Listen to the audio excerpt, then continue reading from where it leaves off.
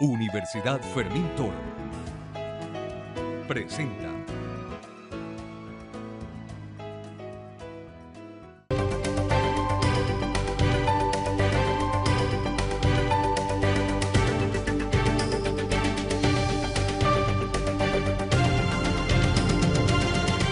Sean bienvenidos a la presente edición de su programa Aula Abierta, producido por UFT Televisión. Yo soy Manuel Gómez y les acompaño en esta edición, donde estaremos hablando de un tema no solo importante, sino además de gran interés. Es por ello que vamos a recibir al psicólogo José Colmenares, especialista también de nuestra institución. Bienvenido. ¿Cómo estás, Manuel? Bienvenido. Hoy vamos a estar hablando de la depresión, que lo conocemos básicamente como un trastorno mental. Pero ¿qué es la depresión, además de esto? Sí, bueno, según la definición del DSM-4, es un trastorno mental y también un síndrome, un conjunto de síntomas que atacan principalmente el estado de ánimo hacia el decaimiento, de tal manera que se puede utilizar ambos términos como trastorno mental o síndrome de estado de ánimo. Ok. ¿Cuáles son los tipos de depresión que puede sufrir o padecer una persona? Sí, clínicamente hay varios, el trastorno depresivo leve, moderado, grave, también el trastorno, el síndrome posparto, el estacional, que es más que todo en países donde están las 4 estaciones, por la disminución de la luz. Pero clínicamente nosotros tratamos mayormente el trastorno leve, moderado o grave, que es el que es más común. Okay. ¿Y a quiénes son los más vulnerables a padecer estos tipos de trastornos? ¿Quiénes son esas personas que lo padecen mayormente? Bueno, todos no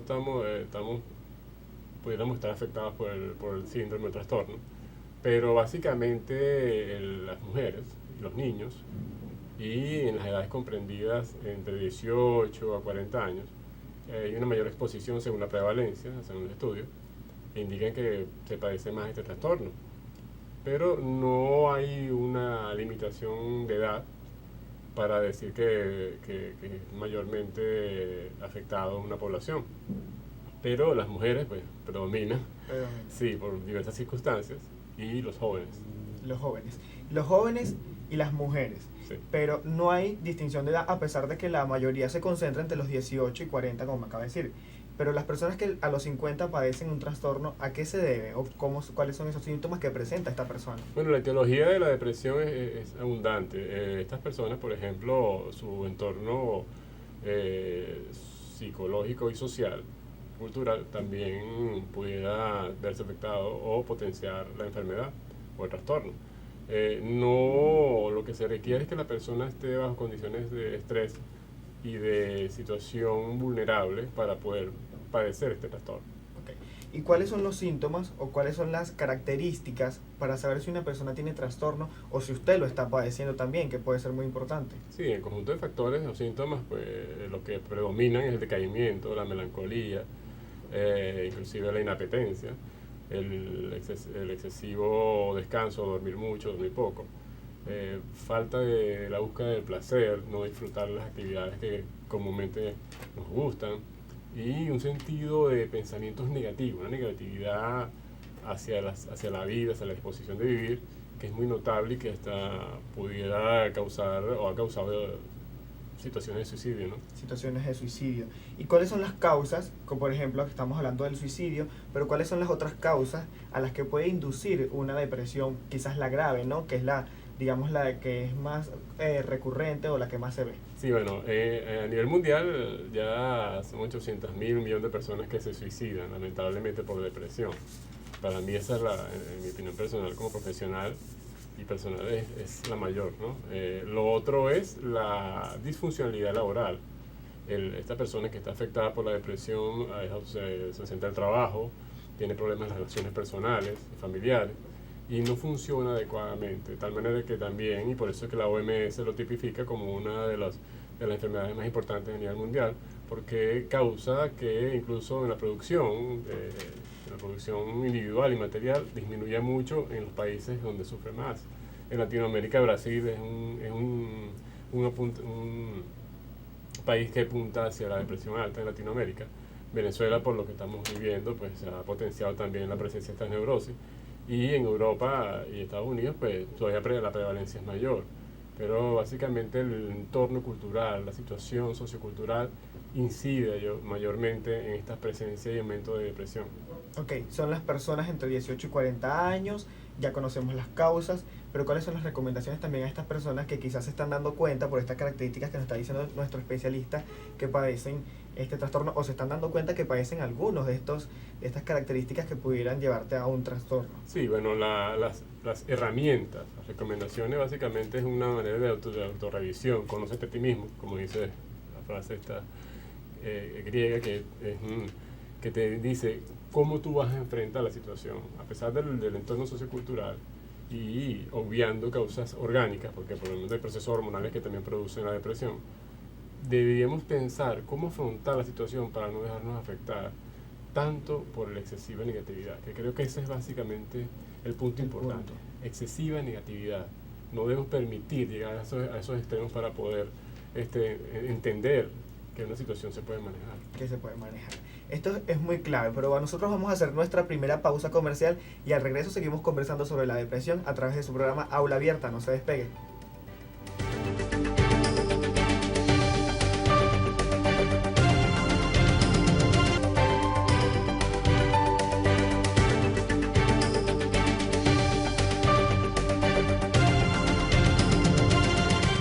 Estamos de vuelta con su programa Aula Abierta. Hoy estamos tratando un tema sumamente importante como es la depresión. Ya conocimos las características, de qué se trata y es muy importante conocerse a usted mismo, como lo acaba de decir nuestro especialista. ¿Qué características usted tiene y cuáles son estas a las cuales usted también es más vulnerable? Por eso vamos a conocer ahora cuáles son estas recomendaciones para prevenir los síntomas o para prevenir entrar en un cuadro de depresión, muy importante también. Claro, bueno, definitivamente no todos tenemos el acceso a la información de los factores, ¿verdad? Para reconocerlos en el momento. Sin embargo, como hablamos en el segmento anterior, si observamos en nuestra introspección, en reconocernos nosotros mismos que estamos siendo muy negativos ante las circunstancias y que eso desactiva o inactiva nuestro estado de ánimo hacia el decaimiento, ¿sí? No hacia el entusiasmo como debería ser. Entonces debo yo revisarme y lo primero que voy a hacer, Manuel, como recomendación inicial es que lo contemos, echemos el cuento, que es una persona o alguien que nos pueda escuchar de la mejor manera para poder decir qué problema tenemos, porque regularmente la persona que sufre depresión se aísla, ¿sí? Se esconde en su guarida y no echa el cuento que lo está pasando. Quizás ahí podemos ayudar. Requiere de voluntad, decisión y de confianza, porque no le vamos a contar nuestros problemas a todas las personas. Pero el primer aspecto es ese. El segundo es cómo tú estás funcionando socialmente, si no vas al colegio, si no vas a la universidad, si no estás yendo a tus amigos, si no estás buscando pareja, si no vas al trabajo. ¿Qué pasa allí? ¿Por qué estoy así? Los síntomas de depresión se miden a lo largo de 2 semanas. Si en 2 semanas estos rasgos persisten, tenemos que hablar entonces ya de asistencia médica o terapéutica. Y es necesario entonces tomar la decisión de ir a un especialista para observar qué está sucediendo en este momento. Ok, un ejemplo, si tenemos a una persona en casa, puede ser mamá, papá, hijo, y le vemos estos síntomas que usted nos acaba de comentar, está aislado, no quiere ir al trabajo, no quiere ir a la universidad o simplemente ir a clases, ¿cuál es, digamos, que esa primera manera de llegarles? Porque quizás como es un cuadro depresivo, es algo psicológico, tienen miedo también de contarlo a un especialista, ¿no? Es muy buena pregunta y ahí viene la parte del entorno familiar. Es decir, si Manuel tiene un comportamiento y de repente cambió y está como decaído anímicamente, no se expresa, no busca conversar, se cierra en su cuarto, yo como miembro de la familia, pues yo debo tocar la puerta y decir, ¿qué te pasa? ¿Cómo estás? ¿Quieres conversar? ¿O necesitas decirme algo? O nivel de confianza que sea porque siempre en la familia hay uno que te escucha mejor que otro, ¿no? Regularmente la persona tiende a buscar conversar con aquella persona que se siente menos juzgado. Y eso es otro elemento. Es decir, con aquella persona que menos critica, ¿no? Sí, todas las personas no escuchan. Y pasa mucho en la familia. Quizás hay una persona que con su papá no tiene esa intimidad, pero con un hermano sí. Entonces, esa persona, el ambiente familiar, es cuando tiene que apoyar a Manuel que no se está expresando, o que dejó de comer, o que ya tiene una semana que no va a su trabajo o a la universidad. Ese punto es muy importante. Es decir, ¿y quién es el especialista indicado entonces para tratar una depresión en este caso? ¿Es directamente un psicólogo, no? Sí, primeramente cuando los factores o las causas son leves, se puede manejar con psicoterapia. Un psicólogo, ¿verdad? La conversación, luego de la conversadita con el familiar o el amigo. Pero si persiste por más de 2 semanas, incluso meses, los mismos síntomas, es importante ir a un psiquiatra porque quizás requiera medicación, aparte de la psicoterapia. Ok, entonces vamos a conocer ahora las medidas o cuáles son esas, digamos, instrucciones que nos puede dar un especialista. Me acaba de decir la medicación, pero esto lo haría un psiquiatra, ¿no? Ciertamente. El psicólogo, ¿qué recomendaría o qué haría con una persona vamos a ponerle un cuadro depresivo leve, ¿no? Sí, bien, bueno, según mi experiencia, entender, estructurar y modificar el estilo de vida. Ok. ¿Sí? Primero, al hacer el diagnóstico, y si se diagnostica con depresión, pues se le dice al paciente en qué aspectos de su vida no están funcionando como debería. Y se hacen cuadros comparativos y se va paso a paso modificándolo. Porque suponemos que no sabemos que en la depresión leve no hay que medicar, sino que hay que determinar el factor principal de angustia de este individuo, este sujeto, que le está impidiendo funcionar socialmente y personalmente. O sea, en ese momento el estilo de vida es básico. Luego, en la recomendación, pues recomendar deportes, actividades que sean gratificantes, porque sabemos que la persona con depresión evade el placer. No se está relacionando también. Sí, y claro, ese proceso de aislamiento que es muy puntual también nos está diciendo, vale, vamos a atacar. Entonces el especialista, el psicoterapeuta, el psicólogo va a buscar cada uno de esos elementos del estilo de vida para mejorarlo, pero siempre que la persona misma, el paciente, se dé cuenta de cómo ha desmejorado esos aspectos. Es decir, si usted se da cuenta que tiene alguno de estos síntomas, es muy importante que comience a buscar o una actividad deportiva o algo extracurricular que le llamamos, ¿no? Sí, una actividad que le genere placer. Y sobre todo, como usted lo mencionó, que permite interrelacionarse. Porque a medida que esta persona se busque a relacionar con los demás, la depresión, la neurosis va bajando, va disminuyendo a términos manejables. Pudiéramos pensar que pudiera recaer un paciente, pero a medida que esté más relacionado, pues eso va a suceder mucho menos. Es decir, que va a influir mucho más. Por eso es muy importante que usted en su casa, si tiene alguno de estos casos, como lo que dijimos al inicio, lo ayude o lo intervenga también de alguna manera para tratarlo. Es muy importante. Al regreso vamos a seguir conversando sobre este tema tan importante. Vamos a establecer nuestra segunda pausa y seguimos con el psicólogo José Colmenares a través de Aula Abierta. Ya regresamos.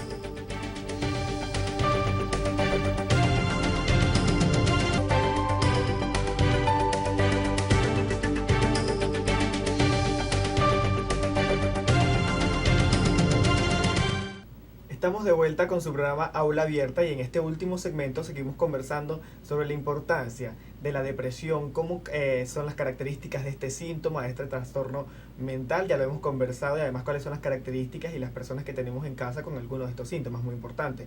Pero ahora vamos a entrar en otro tema, la recaída. Cuando una persona recae, ya dijimos que podemos ayudarlo, conversar con ellos, llevarlos a un especialista, porque es muy importante antes que caigan en un cuadro depresivo grave, que también ya sería tratado por un psiquiatra y no por un psicólogo, o inclusive caer en la medicación, que también sería un riesgo para estas personas que tenemos, ¿no? Pero la recaída, ¿cómo evitarla? La recaída tiene que ver con mantener el proceso o aceptar el proceso de que tú eres la persona que puede tender a la depresión, aunado a los factores socioculturales o ambientales que muchas veces no podemos controlar, como la situación país, por ejemplo. Entonces nosotros debemos siempre tratar de revisarnos diariamente cómo está nuestro estado de ánimo frente a las circunstancias. ¿Qué elijo yo? Si digo la negatividad o ser optimista o tener entusiasmo. Si yo tengo una variación de mi comportamiento, yo debo trabajarlo. Es una situación constante porque los estresores son diarios. Entonces no es nada más la persona que ya tomo mi medicamento, tengo psicoterapia, estoy bien. No, yo puedo recaer si no estoy atento a esa variación de comportamiento o variación o la elección de actitud ante la situación externa. Es decir, que los estreses, o el estrés, mejor dicho, Sí. del entorno social nos puede inducir, ¿no? Entonces, sí, definitivamente, porque recuerda que el estrés es una respuesta adaptativa, pero si esa respuesta adaptativa aguda se mantiene en el tiempo, genera ansiedad. Y la ansiedad, en un continuum o rasgo de ansiedad, también deriva en una depresión. Entonces viene el estrés como respuesta, como paso inicial hacia una posible depresión, aunque así sea una respuesta adaptativa. ¿Qué hace la diferencia? ¿Cómo qué elijo yo, qué actitud ante ese estrés? Si un estrés puedo transformar en un resultado positivo o no. Un resultado negativo. Ahora, usted tocaba el tema país, que es muy importante. ¿Cómo los venezolanos, ante la situación país, ante el estrés, ante las distintas características de nuestra sociedad, podemos manejar no solo el estrés, sino no caer en un cuadro depresivo? Bueno, un término que utilizamos los psicólogos es resiliencia. Transformarnos en entidades resilientes, es decir, que a pesar de las circunstancias adversas, tener un propósito positivo, una meta por lograr con entusiasmo. Por eso te decía, ¿qué nivel de elección de mi actitud yo tomo? Porque responsable soy yo. ¿Cómo yo voy a ver las circunstancias? ¿Me voy a detener y me voy a poner a sufrir y me encierro y me deprimo? ¿O voy hacia adelante, paso a paso, bien pensado y con asesoría y con acompañamiento efectivo para lograr lo que necesito? Porque la circunstancia, país, quizás en este momento se escapa de las manos, pero yo puedo modificar esa circunstancia país si hacemos masa crítica, todos los venezolanos, pero desde mi actitud, con entusiasmo para el cambio y con inteligencia. En ese momento yo puedo ser un factor de cambio. Es decir, más allá de ser negativos ante la situación que todos conocemos o que usted pueda conocer, yo pueda conocer, pero poner un pie positivo, ¿no? Accionar. Okay. En la terapia cognitivo-conductual, que es la que yo trabajo, nosotros trabajamos en función acciones. Acciones, consecuencias para mantenernos en movimiento asertivo, positivo, hacia adelante, un paso a la vez, un día a la vez, una actividad a la vez. Es importante para afrontar positivamente el estresor social que es evidente en nuestro país. Ahora, quizás algunas personas no están en cuadros de depresión, pero les genera estrés la situación. Les genera estrés quizás una cola, les genera estrés quizás donde ven muchas personas. ¿Cómo ayudar a esta persona que quizás anda con nosotros, que quizás es un compañero de trabajo, que llega estresado diariamente porque vio una cola, porque en el bus o en el sistema de transporte duró mucho? ¿Cómo ayudar a esta persona a que también sea positivo? Porque quizás yo lo soy, pero esa persona no. Sí, lo que pasa es que la persona que tiene estrés, como respuesta adaptativa, es normal, estrés. Ahora, ¿qué consideración, qué ponderación yo como persona? Si lo pongo muy agudo, me angustio. Si yo puedo reflexionar sobre eso, yo me equilibro mentalmente. No estoy desconociendo la realidad, sino que yo elijo cómo enfrentarla. Si estoy en una cola, decirlo, yo todos los días estoy en una cola, ¿qué puedo hacer para no estar en ella? ¿Qué son las acciones o secuenciales para no estar en una cola? O si tratar de que no me afecte. Y eso es paso a paso hacia el autoconocimiento. Porque las personas regularmente se detienen a pensar mayormente en el día de lo que no tienen y de lo que no pueden controlar. Y ahí esa es una etapa terapéutica. Si nosotros pensamos y lo traemos hacia que puedo controlar de mí, ¿sí? ¿Y qué es lo que sí tengo? Entonces cambia mi expectativa y mi forma de ver, la cosmovisión propia, la visión personal del todo, de la parte social. Porque si yo digo, bueno, ok, 24 horas al día son 24 horas al día, tengo descanso, tengo trabajo, y de ese tiempo tomo para agradecer lo que tengo y agradecer qué es lo que estoy haciendo, en vez de pensar lo que no tengo y lo que no tengo en este momento y lo que no puedo hacer, que lo demás me absorbe, que la situación país me agobia, caramba, podemos caer en depresión. Y ahora bien, ya que toca ese tema tan importante, ¿cómo ve usted desde su experiencia, desde su especialidad, la psicología, a la sociedad venezolana, o al menos a los que ve diariamente en la calle? Bueno, Manuel, qué tremendo eres tú con esa pregunta, pero bueno, en una sociedad, estamos enfermos. Yo responsablemente asumo ese comentario porque estamos en un proceso neurótico. La sensibilidad está exacerbada. La manera de afrontar las cosas, lo que vemos el día a día, quizás una especie de desánimo o de agobio o ya de hastío. Premeditados también. Y sí, porque es que es una causalidad multifactorial, pero ya vemos que la realidad país está muy fuerte. Ustedes los jóvenes pues están manejando esto más, o están viviendo esto más que nosotros, que tenemos unas cuantas décadas más, pero a todos nos agobia la situación. Entonces es menester ponernos a reflexionar cuál va a ser, qué elijo yo como actitud para afrontarla y tomar las medidas al respecto, no quedarnos solamente en que bueno, está bien, voy a tomarlo todo positivamente o ser muy optimista, no.